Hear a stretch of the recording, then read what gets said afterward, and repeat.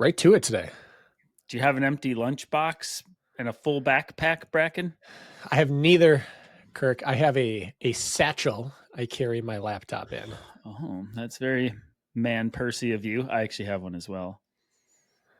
Yeah, I don't love it. I prefer a backpack. I like the shoulder bag. It feels less functional to me. It's Probably is. easier to access on the move, but if I want to really move, what I've realized is that man, has Hollywood lied to us. They Okay. this has been building, Kirk.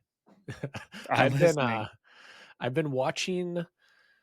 Braden and I went through this winter and into the spring watching the Fast and Furious franchise.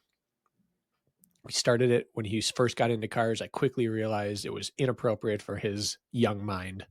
And so now he just turned 13. He's ready. So we watched that series. And then now we have started the Mission Impossible franchise. And so two franchises that have a lot of bombastic action. And Hollywood lies to us about what you can do in certain outfits. Okay. Elaborate. I'm sure that's not what you thought I was going to do, but the type of footwear they're using for parkour scenes, FBI agents in suits and dress shoes, leaping from rooftops and making athletic cuts and sprinting in wingtips, I'm not buying it. Were you in some wingtips today? No, I wasn't. But this is all part of the whole satchel conversation. Fighting in a suit and tie, doing anything in a suit and tie, not buying it. Sprinting around when the package is in your backpack and that backpack is a over-the-shoulder satchel and you're doing crazy athletic things and it stays glued to your back and you can sprint at full speed, I'm not buying it. Yeah, hanging from a cliff with one hand while holding on to your partner in the other hand and somehow fixing that situation. You ever tried that, folks? Not happening. While wearing wingtips and a suit and tie? Poof. And then the final piece is doing all of the above in an unzipped jacket. It's like par for the course. It's action movie 101. You got to have like a cool bomber jacket of some sort on, and it must be unzipped during your action and fight scenes. Yeah, flying around. All right, I didn't expect us to start this way, but I ask because Brakken just got done with his first day of school, folks. First day of school. And you came back to record this podcast, and if I'm not mistaken, basically class ended 20 minutes ago. Yep. And all you could do is sprint in your wingtips with your shoulder satchel back home to record this. And we got on and I said, well, you know, how you doing, Brakken? Have we made a grave mistake or is this going to be a wild success? And we decided to save it for the podcast. Yeah. And the answer is a bit of both. And this is what I'm interested to hear. So I'm not saying I'm set up for failure. But this physical education department is set up for failure from a logistical standpoint, in that it is 9 through 12th grade in one class. That is not ideal. Yeah. And one class had 31 kids and one had 39 kids.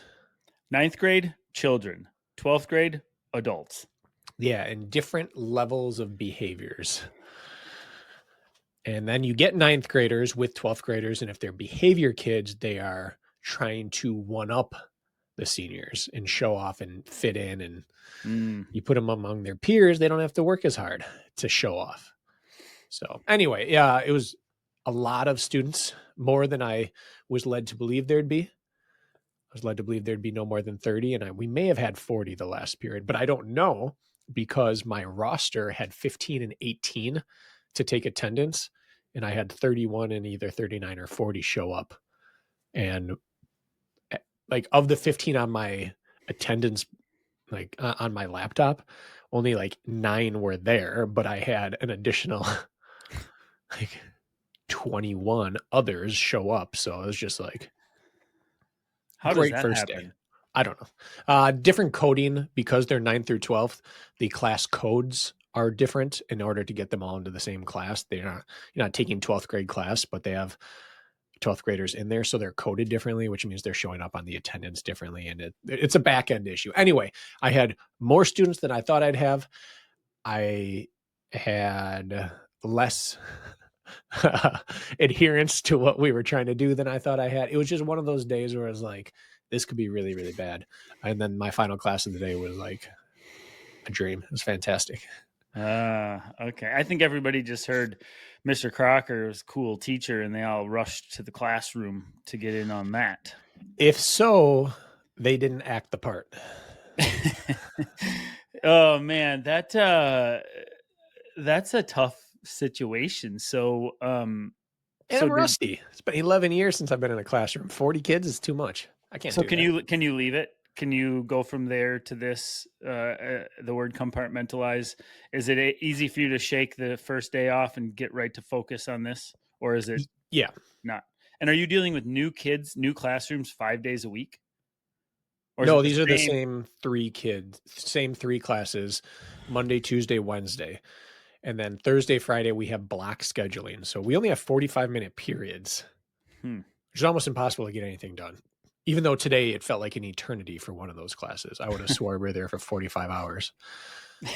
But then Thursdays, they have 90-minute periods. So you have one of them Thursday, one of them Friday. So those will be your times to get chunk learning done. Or suffer in the seventh layer of hell for 90 minutes, depending on the day. Anyway, it was, I was saying to you before this, I think I compartmentalized fairly well on lower level problems, and this would be considered lower level, and just a little bit of life experience has helped a lot. If this is how day 1 of year 1 went for me, I'd be considering quitting, but knowing that it gets better, it'll be fine. This isn't that big of a deal. That gives me a little bit of peace of mind. They'll all learn to respect the Kraker, I think, eventually. Once they realize you're a firm, kind, yet fair leader. I think the people, including myself, are invested in this. So I think we should, as you ramp up, we should have like a quick 3-minute weekly update, because this is a slight pivot for you just in recent times, and so I'm invested in how this goes, because I think a lot of people put themselves in front of a classroom who have never been in front of a classroom. Like in your mind, you're like, oh my God, I'd be a terrible teacher. That'd be awful. Or, oh, I would be the best teacher. And you think you know how it would go for yourself. But sitting there in front of 40 judgmental, some great, some behaviorally problematic kids, and trying to show them why they should listen to you and respect you in one day amongst their peers when they don't even want to be back to school either, that's a tough boat to be in. It has to be. That's exactly. I think a lot of people would make fantastic teachers. But what this has shown me, and I knew this coming in, but it was reiterated today, is that the thing I haven't had to worry about in nearly a decade is buy-in. Right. Especially since this podcast hit for us. Everyone who comes to me to coach already knows that they want me to talk to them. Right. They want me to tell them things. None of these kids was aware of me until today. They didn't choose me. So the buy-in process, if I had 40, 41 kids in a class, that buy-in process is 41 times. And you need them. You miss one of them. And if it's the wrong one, they blow up the class for the other 39 or 40. So that was really interesting for me to see today, that I'm not even going to waste my good material yet because you're not going to hear it. And if I could just fast forward you 6 weeks, we could get to work, but it's those first 6 weeks that are hyper important. And I haven't had to do those first 6 weeks in a decade. So that's going to be my issue here, is how do you get kids that don't care to care? And that's the eternal issue, right? Right. Okay. Well, I guess for sake of not spending too much time on it, 'cause I actually have more follow-up questions. Let's go part 2 next week real quick. See how you rein them in. Today's just day 1. I have a real good answer for you already. I have it on good authority that they're not going to be reined in by next week. It's going to take me some time. All right. I'd say a pencil to the nose, to the corner of the room. when they misbehave. You remember that old trick? Mm-mm. You got to put the eraser end of a pencil on your nose and the pointy end against the corner of the room. You got to stand there and hold it there for 30 minutes as a punishment. I think I would just get a kid who would smirk at me and refuse to move. I don't know if people actually ever did that, but bring rulers back. Bring them back. If I could just crack some skulls, that'd be great. You just choose the worst kid on day one, you smack him around a little bit, and everyone toes the line. Those are the good old days. You shouldn't be laughing at that because all that's tongue in cheek, folks. All right. So I told Brakken we would give him just a little bit more of a cerebrally approachable day today because it's his first day of school. And I have 8 Q&As that are in queue here. And I figured we would get through these largely because our last Q&A, we left 2 people hanging who had been sitting in there for a while and we didn't get to them. And now we had like 6 more added to the list too. So if that's all right with you folks at home or running or in your car and you, Brakken, let's get these babies done. Let's. I just pulled up my phone because I had a message get sent to me by an athlete I work with that I thought we should address. And sitting here is, hey, all, donuts just got dropped off for everyone. Come down and get them. I didn't even get donuts today, Kirk. Well, you could leave right now and go get some donuts and come back. Not worth it. Everybody Whatever. send Brakken donuts. I'll just move on without donuts and pout. All right. So this first one is self-serving a little bit to TRP. Umbrella, we will call it, because we had some questions about our training plan on our last Q&A, our training plans, and we haven't had a full episode explaining and then how to scale and So this question, I think will cover questions people have about the training plan. Fill you in a little bit. So Will asks, he says, just in case these help the juices flow. This is a gentleman who asked about explaining let's call it periodization of the plan, probably. Yeah. So he says, just in case these help get the juices flow, some questions I'd have, but I'm also a perennial overthinker, so feel free to disregard. I wouldn't be surprised if these questions could be answered simply by purchasing and running the programs even for a month. So I'm a 20 to 25 mile per week runner. He has 4 questions. We'll go one by one. We'll hit them quick. I'm a 20, 25 mile per week runner right now, at least one day of cross training. I'd love to build up to 30 to 45 miles per week while still keeping some quality. Can I do that with your plan? Yep. Explain. Well, all our plans have at least 3 tiers of volume for every single day. So they'll say tier 1 or level 1. It'll say 30 to 35 minute recovery run. Level 2, 35 to 45. Level 3, 45 to 60. Oftentimes, some have up to 4 or 5 tiers, but generally it's 3. And it's basically low, medium, and high volume running. And it generally caps below true high volume. So they are scaled to be accessible to people. And you basically start at the level that you can sustain. And then on the days you find yourself having more energy and energy to spare and you're recovering well, then you move up a half a bracket or 1 bracket up and do that on that day until you can do it on all 6 days. And then you're there. And you can always go up and down a little bit, but we scale up 2 down 1 and up 3 down 1 in terms of volume per week. Excuse me. Yeah. And I think that's where it requires a little bit of athlete intuition to say, yeah, I think I'm ready or not, or listening to your body or mental cues saying, you know what, I am ready to try tier 2 of this quality session today because my body and mind has proven to me that I'm curious and available. Right. So there is some intuition. It's not going to be like, we recommend you tier 3 today, Will. Right. Like you're going to have to decide on that, but the structure is there for that. Yes. 2, do I need to be targeting a race for the plan to work well for me? Nope. The plans started with OCR mirroring the US National Series. Since that really faded in people's consciousness, it is now a ready to race format in which we try to stay between 85 and 95% of effectiveness year round, with a slight off season and a slight build season. But for the most part, it's just we stay fit. Off season, you sit more at like 85 to 88%. And then in season, off season meaning winter, for most people. But it's more of a ready to race program now, as is the hybrid program and the ultra program. So you just get fit, stay fit, and then sharpen when ready, or just taper when ready. And that really is the crux of the questions for a lot of people is, well, how do I sharpen or taper? Mm-hmm. Yep. And again, I'm going to just echo the athlete intuition portion saying, I have an A race coming up. You're going to be in fantastic shape and very well prepared on our plans. And then you're going to have to decide how to turn the dial back as the race approaches. Maybe you scale back volume by a third, or maybe you only hit half of that week's quality session, or maybe you move a couple puzzle pieces around. That is the one place that, again, requires just the landing of the plane into race day. It's going to require some intuition. What's worked for you in the past? What does your intuition tell you? Things like that. Yeah. And so for like B races, C races, B races, C races, I probably don't change anything. I just keep my training same as, and then race on Saturday or Sunday. Yep. For B races, you get used to what our deload weeks are versus our regular. And you just take a deload week on race week. You just implement it yourself. You've done it a dozen times so far this year. Throw in a deload week. For A races, deload the week before and then cut it in half again on race week. Yep. That's kind of the easiest way to do it.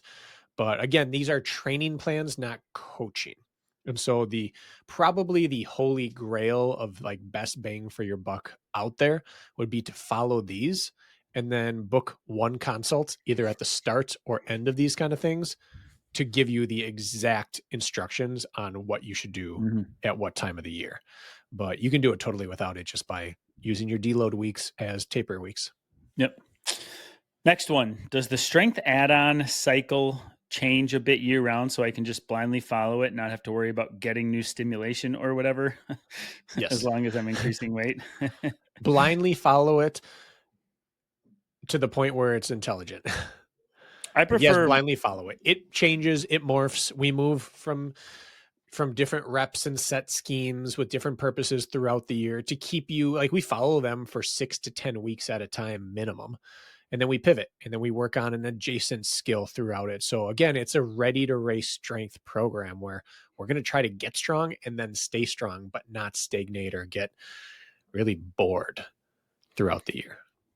I prefer all my athletes blindly follow anything strength related I make for them. Blind, ignorant bliss, because you can skin that cat 100 different ways, and I think you end up in nearly the same place.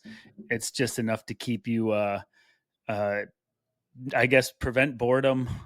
Really, maybe adjusting as racing gets really close, but other than that, I think putting your body under load, as long as it's with purpose and progression, you're going to win. That's it. Yeah. It's that simple. And I think long-term strength training like this, you modulate it by backing off intensities on days your body doesn't feel available. Yep. Still do your 3x5, but back weight down to 70% rather than 85 on that day. You're getting good stimulus still, but it's like a deload. Mm-hmm. Last question Will has, can I seamlessly jump between, say, a 5K build, 10K build, and marathon build? What's the benefit of your plan versus just saying buying training plans from 80/20 Endurance on Training Peaks and running those? I assume it's more modular. That's the tough question there, Will. Why?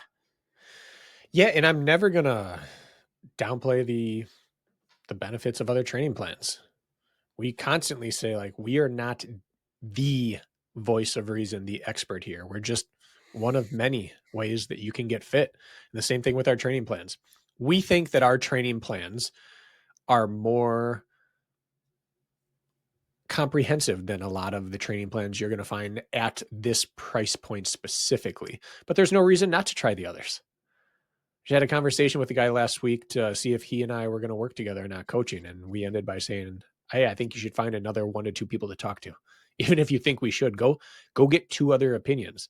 Mm-hmm. They're either going to confirm or deny what you're feeling right now. Like you should date a little bit with your training and then decide what works and stick to it for a bit before trying something else. But try 80/20.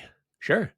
It's great. We believe in our stuff, but try it all. What we think we do really well is keep you fit, get you fit, keep you fit.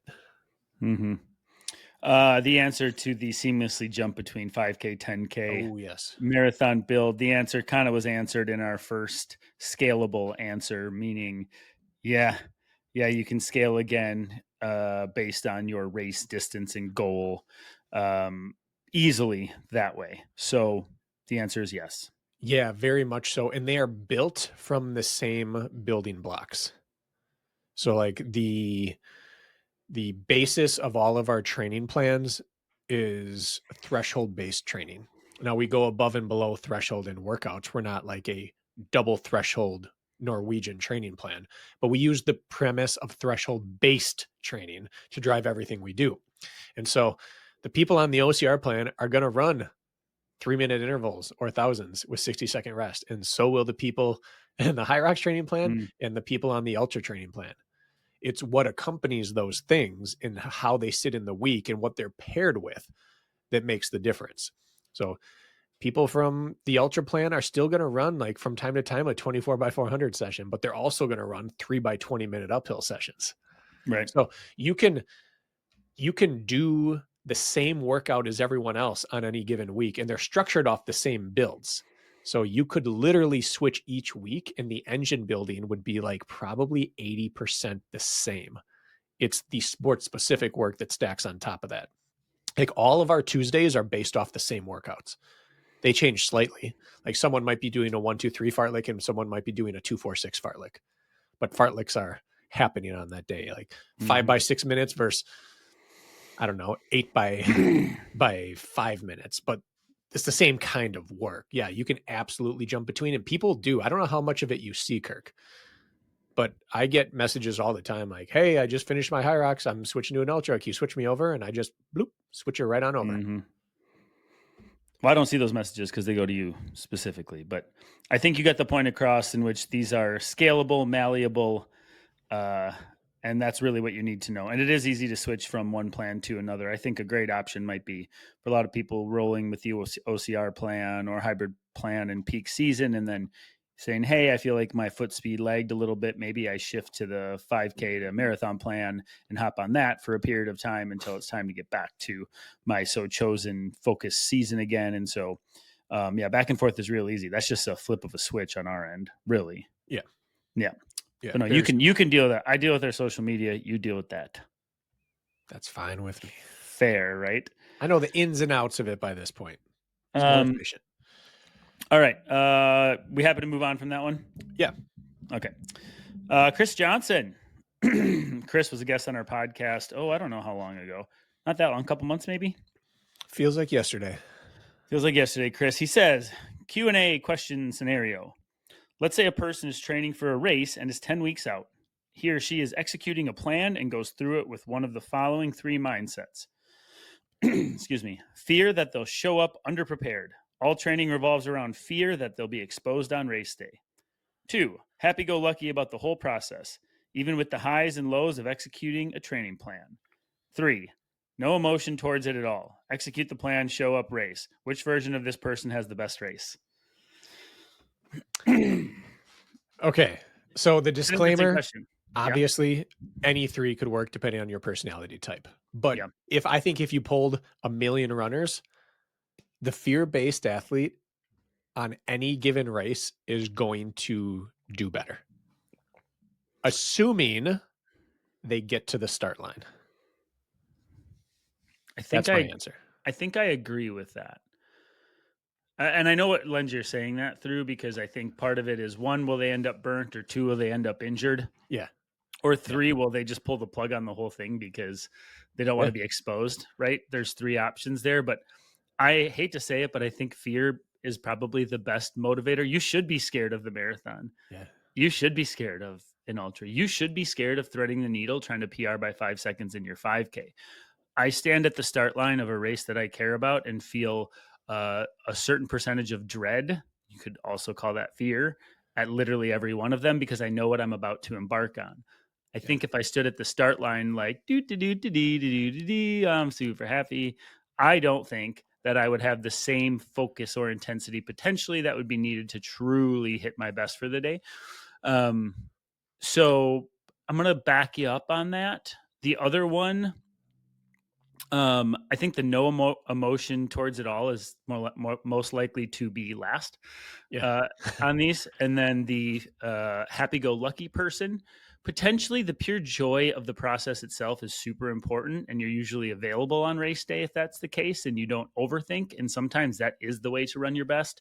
But I still think out of 100 races between these three athletes, the fear based comes out on top Yep. more often than the others. Strong negative emotions is like, I believe they are the strongest motivators in at any one point, like one moment in time. I think positive, strong emotions are the most sustainable motivators. Mm-hmm. Like if you get to 400 meters to go and you just love what you're doing, and the person next to you hates you with every fiber of their being, they have the advantage. But on a long enough timeline, you're going to win out because a decade later, you're still going to be loving what you do, and they may just not be able to sustain that negative emotion. Negative emotions are not healthy long term, but they're super powerful. Yeah, you might have maybe you have a lot of potential overachievers in your classroom today, Brakken. That's exactly right. So I think that the greats in sports all have a shared characteristic, which is they fabricate or truly believe negative emotions constantly in training. They're either always afraid that someone's outworking them, always afraid that they're going to be exposed, always angry that someone else is getting the recognition they deserve, always imagining these slights, but they come up with this fear-based or anger-based narrative that they follow, and it drives them to greatness. They're often really unhappy people. But long term, people who are lifelong pursuers and succeeders generally love what they do. So short term, yeah, give me fear. A fear, once you cramp in an ultra, fear will keep you from shorting a rep. Mm. Love might tell you, I love this process, but I want to love tomorrow too. And I'm going to cut this rep a little short. You may show up to the first race on the timeline a little behind, and you're going to show up to the 100th still loving life. And so long term, you'll probably win out. Yeah, I would say in like true ultra scene, I think there's a place for the happy to be there that ends up rising to the top. I Yep. mean, at some point, if you can still have your rose tinted glasses on and you're 75 miles into 100 and everything hurts, but like you have the perspective in the moment to be like to feel gratitude, it goes a really long ways at Yeah. those moments where the fear based athlete maybe like F this, I don't want my name on that results list because it's going south so quickly. I mean, that was part of my internal rhetoric at the marathon when I DNF'd. I'm like, I could finish, I'm pretty sure. I don't know what long-term damage to my knee, but I didn't want that mark on. I chose the DNF versus, a poor time on paper. So I'm going to In my build mind. my theoretical perfect psyche. I think you should love what you do on all of your easy and moderate days. I think you should just love the process. I think you should be totally dispassionate, and this is the plan. I follow the plan on all your recovery and piddly stuff days. And you should have a healthy dose of fear or inadequacy on your hard, big, painful quality sessions. You should be confident when it's easy to moderate and love it. And you should be a little bit afraid of all your big sessions. I think that is the sweet spot. I don't like my recovery days at all. I usually feel smashed on them. I don't enjoy the process on my recovery days because I did something the day before and I'm pretty wrecked, and every step seems like takes, forever. So it's interesting. I actually, No, I said you should enjoy the easy and long and moderate. You should just check the box. I am dispassionate on recovery. This is the okay. process. I don't have to like it. That's the only way it's getting done Yep. because those are the worst miles of my week. People think the quality days are like the big stars of the week, the ones that suck and you dread. I'm like, no, give me an 8-mile recovery run the day after Tuesday quality and a leg day. And that is the worst hour of my week. Yeah. It's the worst hour of my week. Boredom is way worse than dread, I believe, long term. Yeah. Boredom kills you. Dread sharpens your senses. So yeah, you might dread your quality, but it's a something. Now I have to warm up for it. Now I got to cool down for it. I got to fuel for it. It gets you through it. 100%. Ambivalence and dread is like, and not dread, and boredom, ambivalence. I got to go run for an hour. I'm already tired. I'd rather sleep. Those are the days you just got to check that box. People don't talk enough about how miserable recovery days are. They don't. They don't. I mean, if you've really swung hard in quality or your lower leg DOMs and you have like I got to put miles in today at a low grade, but my body's wrecked.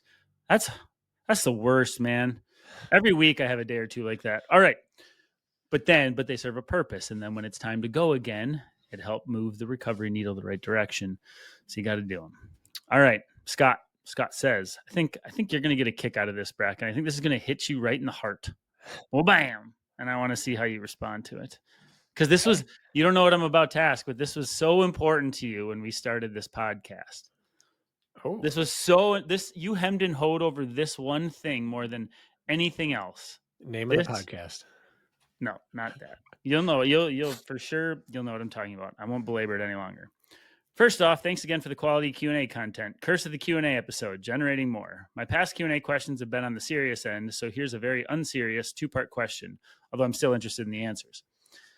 1. Been looking at the Running Public logo in the mirror lately, as my tees are go-to around the houseware. True or false? The Running Public logo silhouette is overstriding and potentially heel striking? Question mark. And then number 2, regarding gear, when's the next TRP gear drop, tees, singlets, etc.? And the reason I find this funny is because Brakken refused. We looked at so many runners running to make on our logo, and it was, you couldn't tolerate the fact that all of them had poor form or mechanics or didn't look biomechanically correct. And then Scott says, it looks like he's overstriding and heel striking. And that has to pain you because you spent so much time hemming and hawing over which one to pick. I'm pulling it up right now. So I find that super amusing. Here's my belief. Oh, God. Without the ground perspective in the photo, we can't possibly know, and that's what I'm telling myself. I'm telling myself he's 2 to 3 inches off the ground, and he's returning his stride back underneath himself in this moment. Scott, I hate to break it to you, but if you start looking at logo pictures of people running that you can use and things like this, they're real bad. This was as good as it got. And it's a bald dude. Why do you think Brakken picked it? I thought you picked this one. And I concurred. I think you make a great point. So the runner is running over the word or the letter G in the word running. And I would like to think that the top of the G is the ground in which he's about to plant on. So I think everything is the perspective of where the ground is. Yes. And you're correct. He's about to hit perfectly under center mass, Scott. He just hasn't gotten there yet, Scott. He's still loading the spring. Yeah. But yeah, I could see that. It's honestly, he said it already, but I can't tell you enough how many logos were rejected. So it probably seems like a run of the mill logo, but a lot of thought went into it, as well as into the font and the spacing of the letters and the color. I probably have like 50 versions on my computer saved of different colors and fonts and space.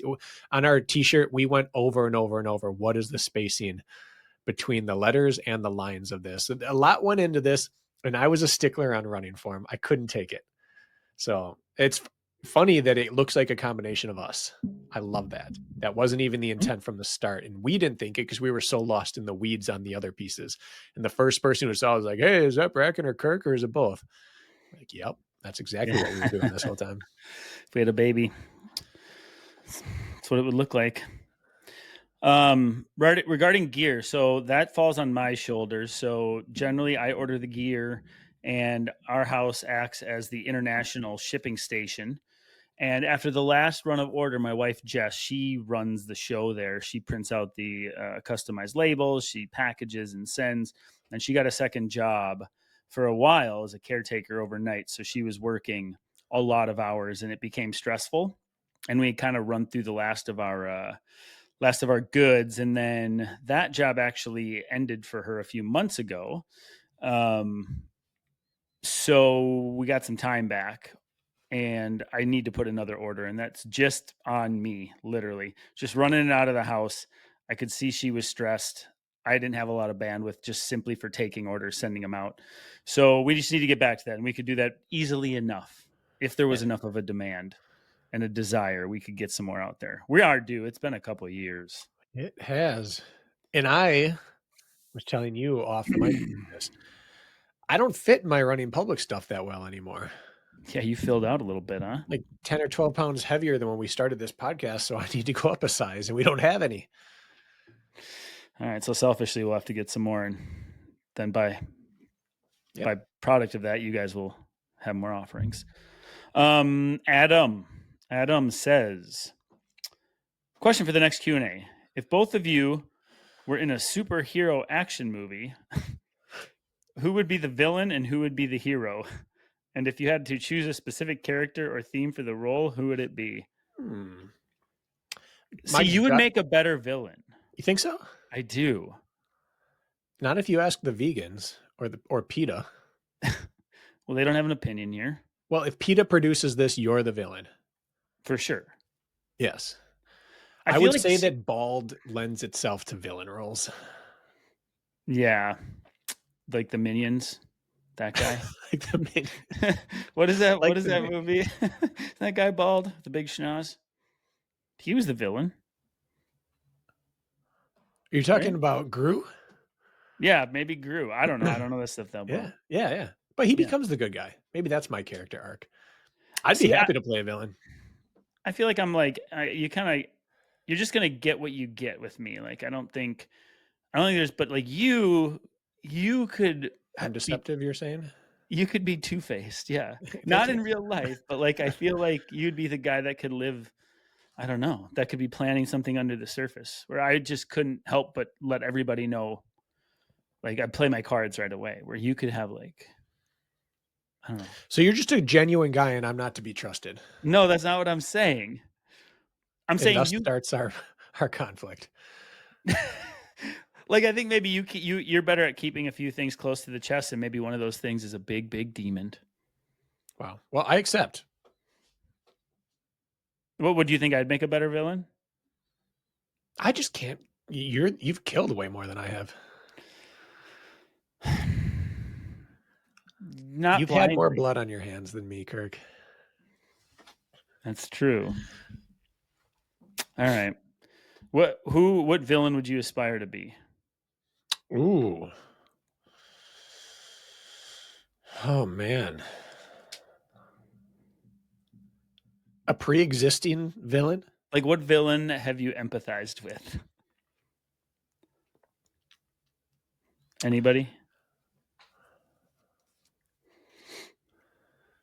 Or hero, I guess, if one jumps out at you.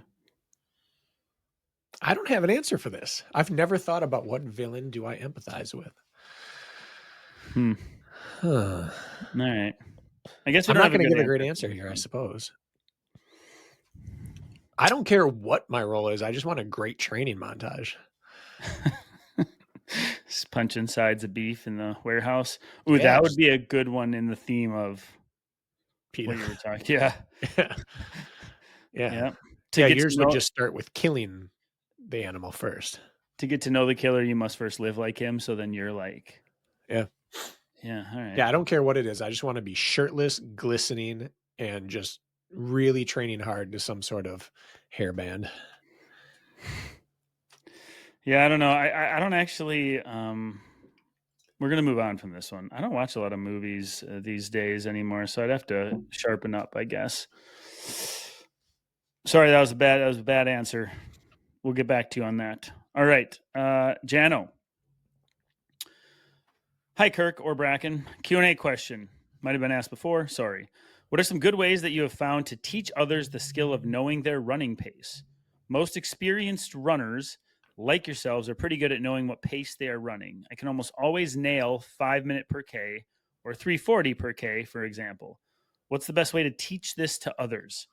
P.S. In one of your most recent episodes, Brakken ended with a question to Kirk to test how well he knows him. The question was something like, can you guess what I'm about to eat? I immediately thought that probably cold pizza, which ended up being the correct. I thought it was funny. Thought I'd share. I'm predictable, I guess. Or he just knows me that well. Teaching a pace. I think it's like anything else. You show it, and then you test it and feel it. And then you show it, and then you feel it more. Like you reduce the occurrence of knowing it, and you increase the occurrence of having to try to feel it. So the example would be start with short reps, like go out and run 400s on the track and run one and time it and look at your pace on your watch the whole time and then try to match it on the next one. And then run one and then match it. And then run one and try to match it on two. And then run one and try to match it 3 in a row, or reduce the amount of times you look at your watch on any given lap. Start with every 50 meters, then move to every 100 meters, then move to every 200 meters, then run a whole rep by feel. But start by checking in often and then remove those safeguards and see how long you can go without falling off pace. I think that's the easiest way to start. I'm big about checking in often, even still checking Yeah. in often to make sure I'm where I need to be. My advice on this is actually first teaching your body to do what it is told. And what I mean by that is, let's say you have, I don't know, let's call it 3-minute reps, and your goal is 7-minute pace, or that's what you believe should be about what you can hold. I actually enjoy, if people really struggle with pacing, picking a pace that you know you can hit and hitting that first. Being like, I know I can hit it. I don't have to reach for it. So instead of running 7-minute pace, you say, I'm going to run 7:20, and I'm going to watch my watch, and I'm going to nail it, and I'm going to feel my way through it. And I'm going to run something I know I can run that's within myself. I think it starts there often for people, versus trying to like blow through a session at riding the razor's edge and being able to pace it. That becomes a different monster versus being like, I could go faster and I'm not. I could go Yeah. slower and I'm not. I'm within myself and just learning to sit here and feel it. So I actually like taking manageable pace expectations and starting there. And then if you want to be a hero, great. Be a hero on your last couple of reps or last couple of miles and let go of that. But at first, just you'll feel very accomplished if you say, I'm going to run X pace, and then you go run X pace. Even if it's slower than you know you're capable of, it feels like you're checking a prescription box, and that builds awareness and confidence with just managing effort. So I like that. I think the hardest way to feel pace is through fatigue. 100%. And so you start with manageable workouts. Do like that a lot. Yeah. I have no problem with people checking in often with their watch. And I've said this before, but don't pull up like your current pace on your watch, the second screen, usually on Garmin. Maybe it's on Sunto and some of the others, Koros, as well as your actual lap pace for that interval, what you're trajected to hit. I live and die by that thing. It holds me back early usually, and then it gives me something to reach for late. And I just think living by that feature on the watch is helpful, at least at first. Why don't you choose current real time in this moment pace? Is this a leading question? No, I always wonder this about you. Well, because for example, in some of the areas with tree cover, they just can't be trusted in the moment. Got it. And so I feel like there's black holes of GPS. Even on it's about a 1,200-meter loop I like to do a lot of my quality sessions on. I can tell you there's one stretch in one corner where it lags, and then it catches up on the next one. And so it jumps around a good bit. And so just it smooths out the bell curve on that. So that's why I like that. Yeah, it's more consistent. That's it. Yeah. That is a good explanation. Mm-hmm. I use it all the time. Oh, you do? Yeah. Versus current pace. I use current pace all the time rather than current lap pace. Oh, okay. You never have issues with it? Yeah, but I check in differently than you. Okay. Like if I'm running intervals, they're all entirely off effort. No matter what I'm trying to run, and I look at the time afterwards. But if I'm doing other things, like for example, I have a hill loop I do. I go up the ski hill, down around the side, and then there's a 300-meter backstretch. I check in on my pace that entire backstretch. I check my time at the top of the climb. I check my time at the bottom of the climb. I take my splits on all of them, and then my pace on that back flat runnable stretch to see what is the climbing and ascending done to my pace at this effort. And then I watch that whole way down. It's a different version of the same thing. You're combining. On the track, though, I never look at pace. I'm doing mental math the entire time. I'm checking in. I check constantly. You've been with me on the track. I'm always checking to see what I'm on track to hit and micro adjusting. Track is different. Then I just use what my timestamp is at the duration where I'm at Yeah. and on the lap of the track for sure. But yeah, and because I've been so metric based on the roads lately, when I was on the trails or training for OCR, it was all effort based. A lot of that didn't matter, but now it seems to more. So Yeah. yes. Also, this has probably changed for me a lot since super shoes because I'll do a lot of my quality or threshold work on a flat bike path without tree cover. And so I trust the GPS, but I like to be running an effort and then I change the way I'm hitting the shoe and see in that moment, does my pace change immediately?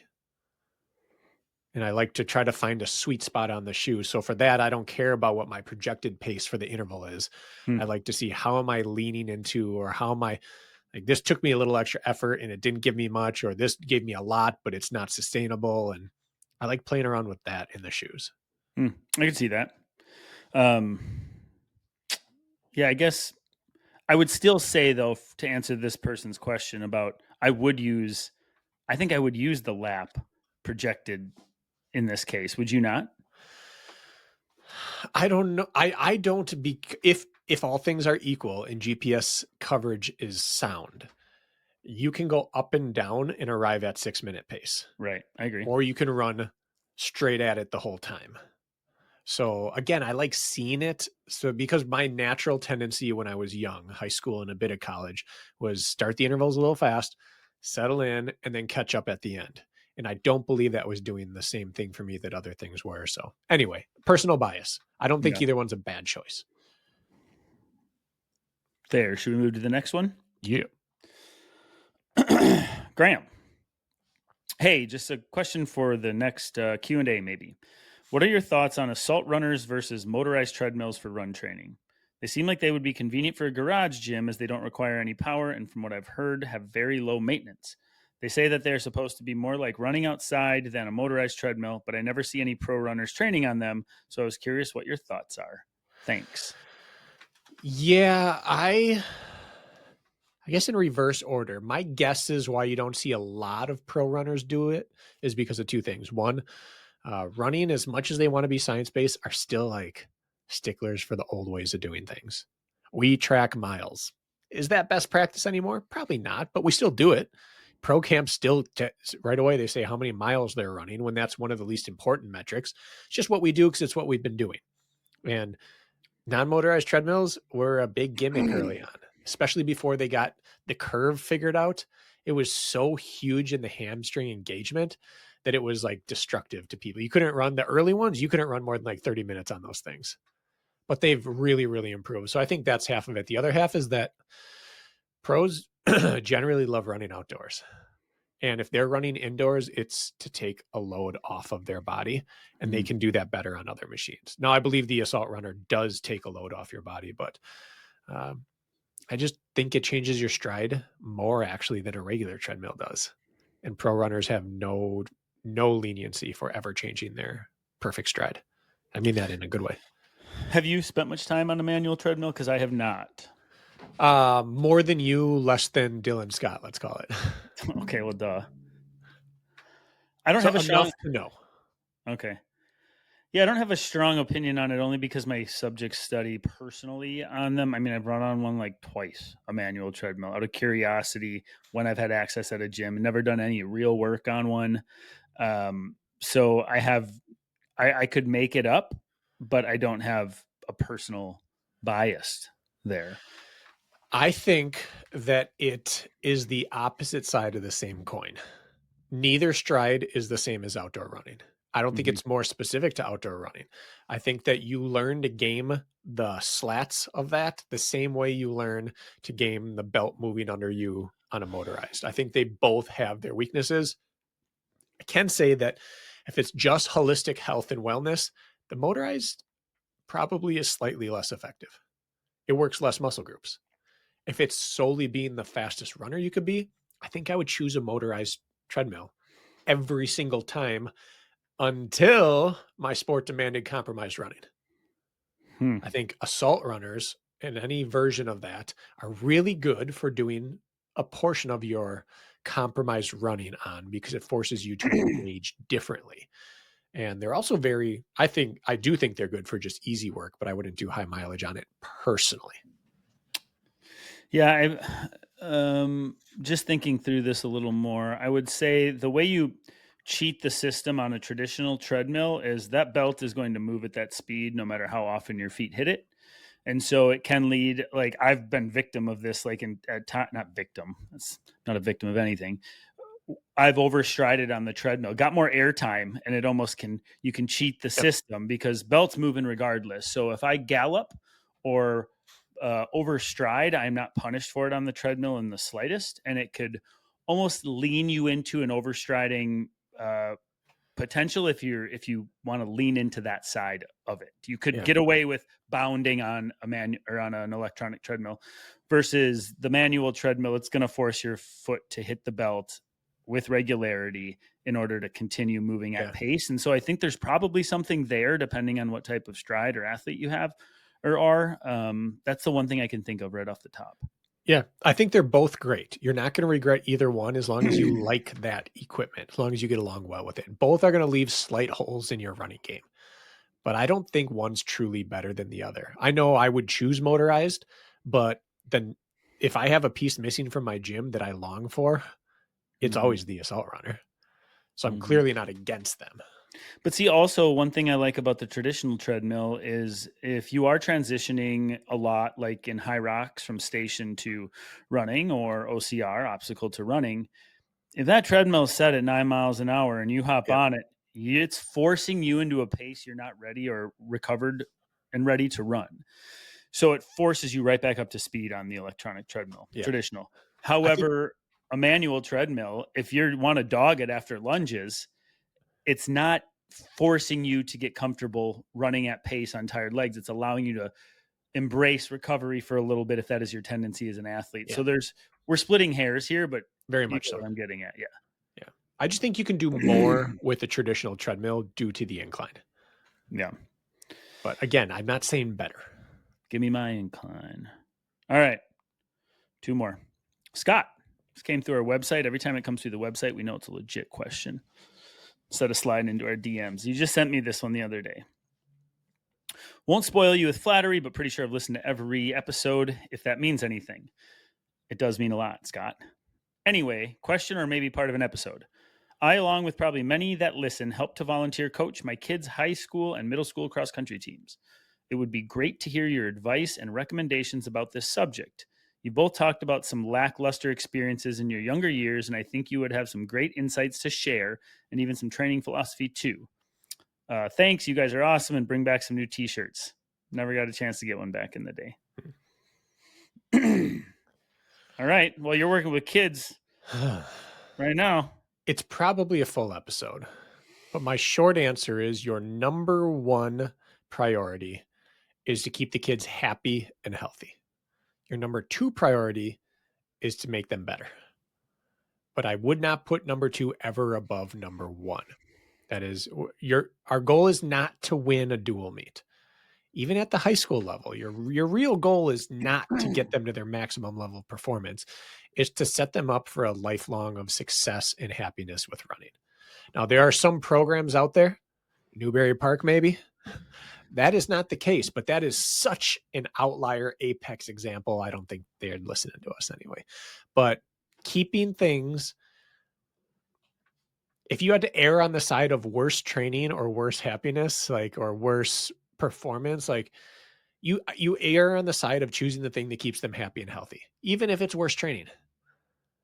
I don't think I set up that question if you had to err on the side of correctly, but the point is a little more fun in games, a little more speed work, a little more recovery. Let them. Cares if it's not quite best practice. Keep them happy and healthy and wanting to come back the next year. I think one of the biggest challenges is dealing with the discrepancy in abilities from the fastest kid to the slowest kid, making sure the back of the packers feel valued, encouraged, not overwhelmed, and still important. So I think finding a way to actually spend a little bit of extra energy and effort on the encouragement side and the we value you here side of the, let's call them underperformers, is super, super important. Like raising the team from the bottom can go a really long way. And sometimes those slower athletes end up being some of the biggest cheerleaders out there for the team. And so, of course, you want to give your high performers, I hate to say it, but as much or more attention eventually, because they're just going to require it. But really bringing up the bottom. Yep. Right? Yeah, I think the best thing a coach can do is get another coach. The best thing two coaches can do is get a third coach. The more coaches you get with athletes during workouts, the better. Otherwise, you end up having to choose one area to coach. And the best case scenario is that the head coach is not the person running the workouts at the front of the pack with the fast guys. Got to address every kid, regardless of performance, and then have people there that can promote performance. I firmly believe that. I think that the hardest part in the learning process is how long it takes before you can take things and implement them laterally. You can understand things early, you can master them late, and then true mastery is taking them and applying them to any situation. And so I think the mistake coaches would make with a variety of kids is trying to give the best practice training right from the start, but not being able to differentiate it well and not being able to look at a kid and be like, today is a day we don't need to worry about lactate threshold. We need to love on the kids today, or we need to have fun, or we need to just sit down and talk serious as a group. Like there are times where best practice is not needed, but until you fully understand all the best practices, it's really hard to pick and choose how to implement it laterally. So early on, not focusing on that and just giving them decent training and a lot of love means they're going to improve long term. Kids are going to improve doing anything, absolutely anything. It's will they keep improving after that point? That's kind of on your shoulders.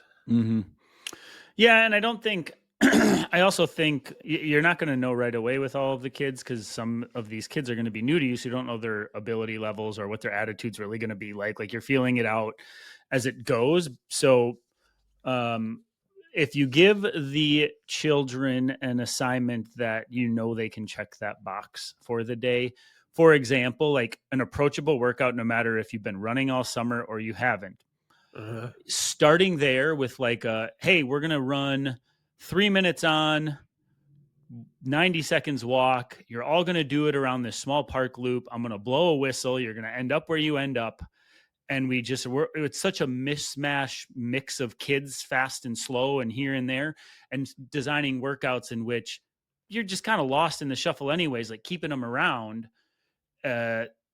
eliminating the comparative, at least in such a visceral sense. Like we're all running mile repeats. Everybody start at the same time, right. Go. And then you got kids that are, walking it in. And so I worry about the bottom a lot. And I think the workout design, so it's almost everybody gets mixed up in the shuffle, can be good. Yeah. At the same time, I'm going to talk out of both sides of my mouth. Like pacing groups are okay. You guys go with this person and you're going to go this. You're the leader of the group 3. Create a leadership role in all levels of the team so that the ownership part and the buy-in happens whether you're the first or the last person on the team. I think that those are some important ways to look at it too. I agree. It's very difficult to do. You design a workout for everyone and the slowest people get less rest. And that's not fair to them. So figuring out how to balance all that, it takes finagling the system a little bit, but it's doable. And I agree with the reward system. When I coached high school, oh my goodness, I'd bring like suckers if I thought they did a good job. And that would be enough, like handing out like a blow pop at the end. And like, they'd be happy as heck with something as simple as that. If I think you did a good job today, you get to pick out a sticker and stickers are put huge it on, like, erasers. Yeah, it's just like it doesn't take much. We grew up with a family that put one of their daughters to the Olympics, and she was a individual gold medalist at World Championships. She went to the Beijing Olympics, like as good as it gets, really. And her dad came along and would coach at a lot of the national camps, and he always said, "It is amazing what these professional athletes will do for a puffy sticker." Like, even at the Olympic Training Center, these girls are killing each other for the chance to get the puffy sticker that day. I believe it. The thing doesn't matter. Anything that is a token goes a long way. I had bought these like real wild, they're like big stickers, like 2-inch stickers. And I used them at my personal training. And I had groups, and I would give a sticker to who I thought stood out in the group that day. Yeah. You would be shocked. One, how many of these people posted their little sticker on social media being like, I'm so proud of their sticker that they got it. But two, like another guy or girl who felt like they worked hard and deserve it didn't get it.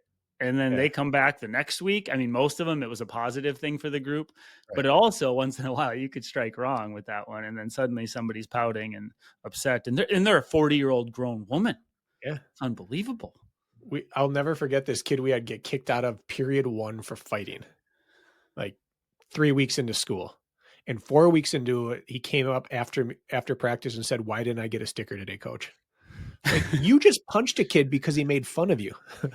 Like, you're a big tough guy, but the sticker ate at him. He couldn't abide by that. Power of the sticker. All right, last question. Who is this from? David. Hey, potential Q&A question for y'all. How do you identify your true bottleneck weakness in training? I've run 2 marathons this year. PR'd in the spring with a 3:18, but ran a 3:28 this fall on a flatter course. Going into this marathon, I thought I was in 3:10 shape. Aerobically, I felt fine. Nutritional hydration were dialed, but faster paces just weren't available. My stride looked short on video. My hamstring started getting tight on me around mile 21. And I wonder if strength power is limiting me. I lift, but not super heavy. Would a dedicated block of strength /speed work before returning to marathon training be more useful than jumping right back into another marathon block? Okay. Lot to unpack. I'm going to try to keep it bullet points. Well, we got 4 to 5 minutes at most. So those are the Random order. parameters. No, a strength block will not make you a better marathoner. As much as I believe in strength training, it's not going to be the reason for an 18-minute swing in a marathon unless you're injured. 2, a speed block absolutely can make you a better marathoner. But 3, I think the time away from doing whatever big build you're doing is going to be the most important thing. And if it takes a strength block to do that or a speed block, sure. What you described to me sounds like fatigue. Mm-hmm. It sounds like you're cooked. You don't get that much slower with no other factors unless the heat of the course was a factor. Unless you've just done too much for too long and you need a break. Back to back to back marathon builds, that gets to you. So maybe just some time doing something else. So my intuition tells me right away as well. I had an athlete that I'm working with now. We're going on month 2, so we're pretty new. He's worked openly with a number of marathon coaches already over the years, and very transparent about that. But he listens to us and wanted to give it a whirl, and made a comment last week about how to approach some of the runs, and we were talking pacing or whatever, and he made the comment about, I'm used to 2 or maybe 3 quality sessions a week, and I don't think he was progressing quite like he had wanted, or race day hadn't come together quite as he was hoping. And he said, I feel like I'm craving more. I'm craving my sessions, and I'm not overcooked. Am I working hard enough? And I said, perfect. Yeah. You're right where you should be, because I have recently, I think we've talked about this. 1, the perfect build. 2, stacking many perfect builds doesn't lead to a perfect race. And 3, I almost would rather be at the start line wondering if I've done enough than knowing I did. And then suddenly when it matters, the back third, there's matches that I used and didn't realize in training. And so I think more than anything, especially tenured runners, if you didn't nail your most recent marathon, I don't think it has to do with bad training. I think it has to do with under recovering. And so I agree with you, just to elaborate on that a little further. And this is not a negative directed towards you. I think the marathon is the hardest distance on planet Earth to train for. I truly believe that. I've said it before. I'll say it again. I think it's the dumbest race distance we have. It's just long enough that you cannot rev it the whole time. And it's just short enough that you have to rev it the whole time. It is right in the worst sweet spot there is. And the training required to do that is very costly. And you get done with one and you got to do another one and you do another one back to back. It's so hard to get right. So I feel for you. Yeah. And I think we can take versions and emulate what the pros are doing and some versions of their workouts, or trying to get as close to the volume as they're doing, or nailing sessions. There's such a one-of-one case study between their lifestyle, their piddly stuff. Their entire world revolves around train, recover, fuel, repeat, train, recover, fuel, repeat. And I think often we end up trying to do versions of what they're doing, but then we also have 40 hours a week of stress and not great sleep Right. and picking the kids up from school and all of those things. And so we are training as we believe we should, but then the other factors that don't allow you to really be truly recovered and available between every session isn't there. And you can get away with it for a while. In fact, you can get away with it for blocks of training at times, but eventually then on the day it matters most, you find out you're actually underwater and then it doesn't go according to plan. So anyways, we're just saying the same thing in different ways, which you probably need to step away for a little bit and then approach it. Try not to thread the needle and stacking the most volume you ever have, just looking forward to your training. If you sit and dread too much in your marathon training blocks, I think that'll show through on race day negatively. Yeah. I think you make a great point. Just because it's not in your training log doesn't mean it's not affecting your fitness. Stupid. That's the way it is, though. It certainly is. Well, Kirk, I still have one in the chamber for next time. So maybe it does become a full training Tuesday. Okay. That's what you were hoping anyways, right? Yep. All right. Well, I'm glad you survived. It feels like you had your wits about you after your first full day of school. So that is wonderful. Good job. We'll see you Thursday. See you Thursday.